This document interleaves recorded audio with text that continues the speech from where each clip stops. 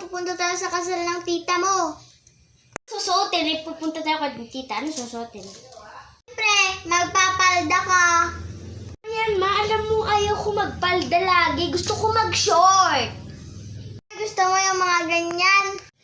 Tulog ka naman. Hindi, ma. Magsusuot na ako ng palda. Sinabi mong bata ka? Mama, ako na magsusuot na ako. Ito naman, nakapalda na ako. Ayusin mo naman. Oo na, ma.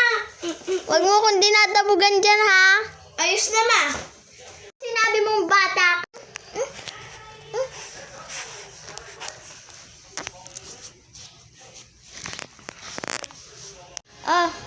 Mama, alam mo, ayaw kong pink. Gusto ko yun.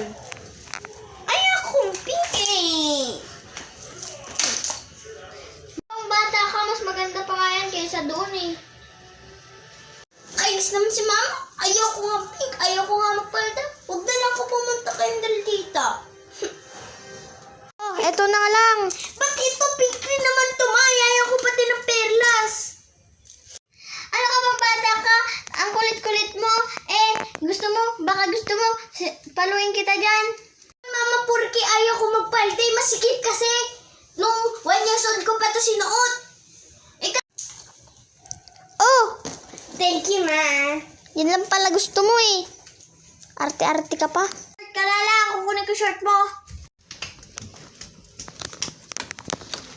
Shirt mo. And 1, 2, 3, go. Mommy, I'm done. Let's go.